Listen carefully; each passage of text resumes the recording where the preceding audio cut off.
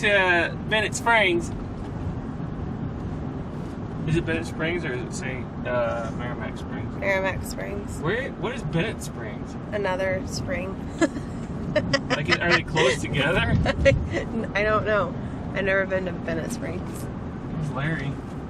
Or your dad? I just take food to the doctor.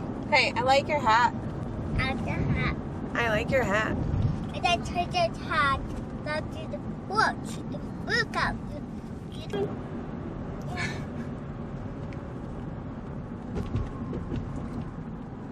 I don't know what to do with my hands. On the steering wheel. Okay. That'd be nice, yeah. Your mirror bothers me. Your rear mirror. Rearview mirror. Like, you need to clean it. Like, how did this stuff get up here? These, like, little lines. It's like you took a stamp and went... Today we are taking the kids to Meramec Springs to meet. How do you describe Dale and Deb? Dale and Deb, they started out as that's who we got the first herd of goats from several years ago, and since then we've bugged them into being our friends, basically. Basically, they have adopted us. Down there is because it's Dale's birthday week, I guess, right? Yeah, his birthday was Monday. Yeah. So we're going to go fishing, eat lunch, hang out for most of the day. We have to go home to do chores. Yeah. We're very grateful for Dale and Deb.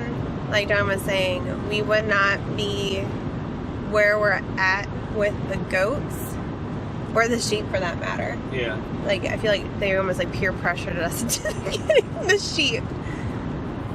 But we're very grateful for them. Deb has been very encouraging with Katie. Always, trying to push her to learn more, do more, and helps motivate her to do that stuff. Anything like old fashioned, like pioneering, Deb knows. Yes. Deb can do it. Deb, you're probably listening. You're amazing. And some of the stuff you do is a little weird, but it's pretty cool at the same time. Well, everybody's had people take advantage of them. And when you meet genuinely good people that you genuinely like, that you're interested in a lot of the aspects, how they live their life, you don't want to give off the wrong impression. And sometimes you overthink it. I overthink it? We both overthink it. Well, you don't want to take them for granted. We don't want them to feel like we're forcing it. Like, no one likes that friend, like forcing a relationship. But also make them feel like, hey, there's a lot I can learn from you. I really enjoy the craft or whatever you do, how you live your life. It's really interesting, and friendship's about balance. Yeah. Every friendship's about balance, and it's a give and a take type situation. And I know for us, I would rather give more than take. Yeah, it's hard for us to take. It's super hard, and it's hard for. Probably because it has to do with humility and being humble. It's really hard for me to accept help from other people. And I feel like Dale and Deb were like the first ones that I actually started asking for help from. Yeah, they are. Whenever we had issues in the past with our goats, Deb was the first person last year, during kidding season, I was 2 weeks postpartum from Nora, and so fresh C-section. We had, what was that called? The negative 12 degrees. Oh yeah, like in March, yeah. Which is crazy. Like, we specifically planned for March babies, or we were planning for March babies, just because it's usually not cold. Yeah, it's like warming up. Yeah. But he's still at work. You were working nights. Yes. I was 2 weeks postpartum. We start having babies. It's negative 12, negative 9. We had two moms that had sets of quads. So each of those moms had 4 babies each. And then we had triplets and twins, and it was crazy. That was the worst week ever. The first person I called was Deb. She lives 15-20 minutes away from us. And so in the meantime, I called my mom and dad, and then my dad, who handled cattle, so he knows how to handle livestock. He comes up to help me. Kids are inside asleep, middle of the night. I'm trying to pick up the goat because she just collapsed in the milking room. That was traumatic. It took me a while to get over that. I'm still not over that. Nothing like having your wife, who's postpartum, load up one of the goats that she just lost in the back of the truck. Yeah. That was a very emotional week for me. I was very naive. I mean, think of all the weird stuff that I did when I first came out here. Like, why are you doing that? Why are you doing this? I don't know. I saw it. I thought this is how you do it. I love you. Mm-hmm. I do love you. Mm-hmm. So, you've only lived in the country for how many years? 5.5. I don't know. Since we were married? I officially moved out here when we got married. Yeah. Before that, I'd stay in the barn that I had out here, just in the loft, and it was good enough, but I would just stay out here like 2 or 3 days. My house was in the city. The first time was that our first date? Like, No. actual date? Because our first date, you forgot your wallet. First date wasn't really a date. It was like, I'll get to know you. Oh. So whenever... I don't know. I wasn't sure when I met you. I was, like I said, I was pretty content being alone. Whenever John and I first started talking before courting... You really gonna say that? Courting? Yeah, I mean, you said it, so I'm gonna leave that in there. I don't really care. Whenever John and I started courting, he took me to a restaurant in a neighboring town, and whenever we got there, he immediately asked to go back. Like, he didn't want to further the date. And I originally thought it was because you weren't interested in me. I mean, like, the 20-minute drive to the restaurant. No, like... But then you were like, I forgot my wallet. And that was golden. It was so golden because of your personality then. I made a lot of money back then. No. And he flaunted it. I didn't flaunt it. Oh, come on. I didn't grow up. The environment that I was in, that's how people spent money. So... And it was not smart Wait. to spend money like so I was I spending money. was the waitress. And... In the little diner. Yeah, and you started leaving obnoxious tips. And I was trying to give them back to you, and you wouldn't take it because you were pitying me. Because I didn't pity you. You didn't think I was making that much money. I felt sorry for the waitresses because it looked like this town doesn't look like it has any money. Right. I don't know. I made really good money, you know. So whenever he told me that he forgot his wallet, I made him push on and go on the date with me, and I bought dinner for our first not date. I only had a water, and I only had a couple of your nachos. Yeah. So watch out. That was hilarious, but because you made it clear that was not a date, we were just hanging out. But then our second date that we went on was to Meramec Springs. Oh, it was? Yeah, and then that's where you fell in love. I can't remember. It was shortly after that. That was whenever... Yeah. Because you didn't officially ask me. We talked a lot. I talked a lot about what I was trying to do, and you talked a lot about what you were trying to do. And what you were trying to do and what I was trying to do was very similar.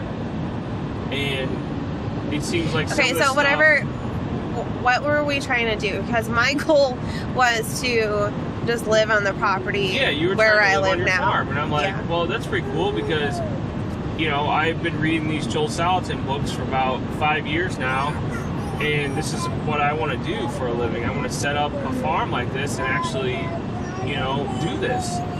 And if you already want to live on a farm, that's the first thing. Like that's huge, because most people, the people that I was meeting in the city, they couldn't comprehend certain lifestyles, and that was one lifestyle that nobody wanted that I met. Well, it was probably the environment that I was in too. Nobody wanted I met, so I was just like, okay, well, I felt like I was getting called to do this, so I don't need anybody to accomplish my calling, and so I just started doing it. And I was wrong. I did need Katie to accomplish my calling. That's what, in the beginning, she was just like, oh, you'd be so much further ahead if, you didn't have me. And I'm like, no. It would have costed me thousands of dollars more to get the knowledge that she already had, because I would have had to learn it the hard way. Like, just hooking up implements for a tractor, or just knowing how a tractor is supposed to run, and how to do certain things and what to look for. I mean, you're talking, if I would have bought a brand new tractor and, tried to research it myself, I would have destroyed it. And I even messed up ours a little bit, because, I'm treating our tractor like basically, a bulldozer. And I was doing stuff that I should have not have been doing with the tractor. And I've gotten stuck several times, very dangerously, where I needed her father to come help me. One of the times, you got stuck in the ditch. I'm talking like when I was right next to the river.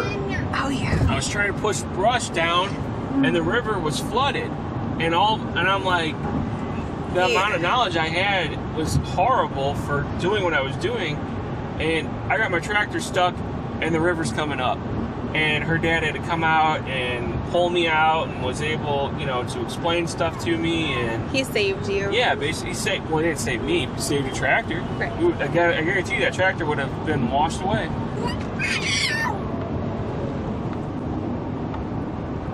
Nora.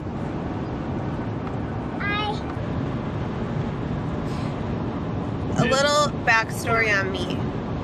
We live on the farm that I grew up on, and my mom grew up on, and my oldest sister lives on the property too. I grew up around this stuff, but not actually. You were in the 4-H club. I was not in 4-H. I was in FFA. Yeah, whatever. Same thing, right? If you don't know what FFA is, you live in the wrong part of the state.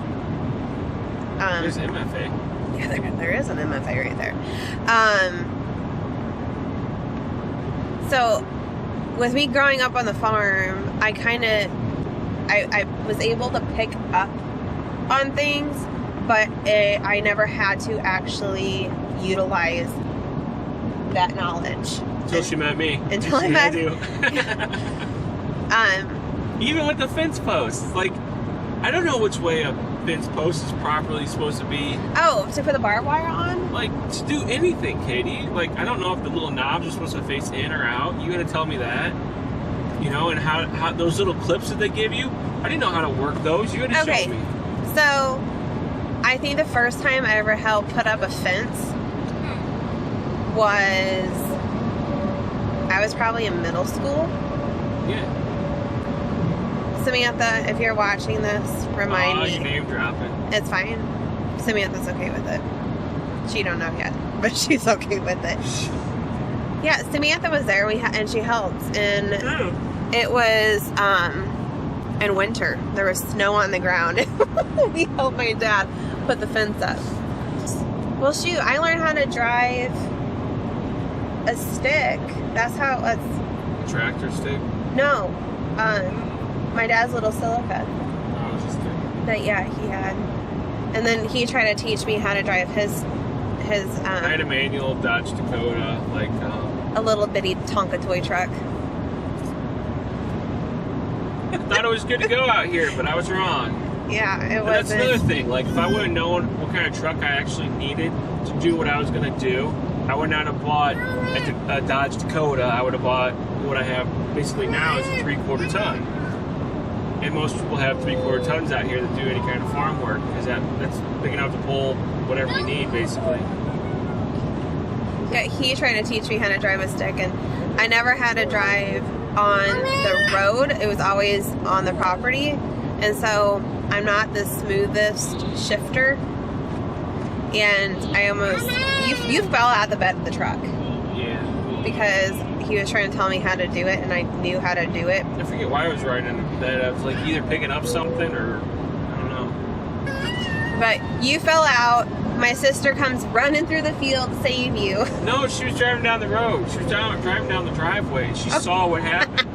She's like, "Oh my gosh, are you okay?" Yeah, and you kept going. Yeah, I didn't even know I fell out. No, I kept going. You're like, parked. You're like, "What are you doing way back there?" Yeah, that was we were just courting then. Yeah.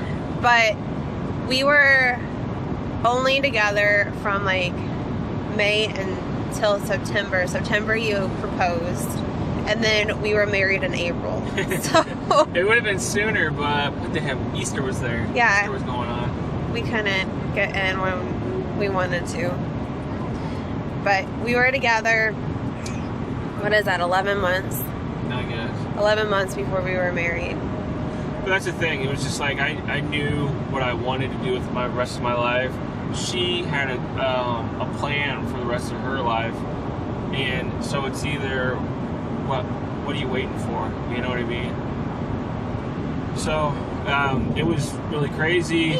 Like a lot of people thought I was crazy. They didn't understand what was going on. There was a lot of people that didn't trust our relationship either. That we had a lot of they didn't trust my judgment. Negative feedback. Yeah, a lot of negative feedback.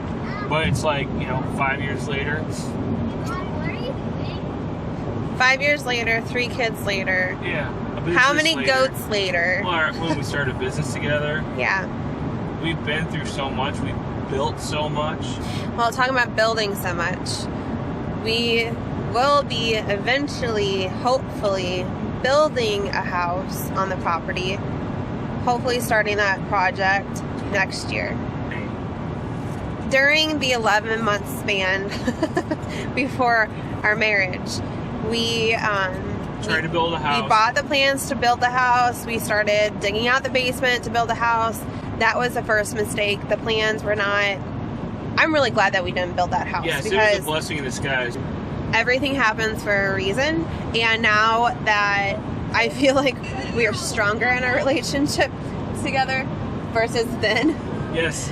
So, and we've been researching it for several years on how we want to build it, what building materials, where to put the kids, not to build our house for the kids, to build it for us, because they will not be living with us for the rest of their lives. That's going to be a whole nother project, and I'm actually kind of excited about taking YouTube with us.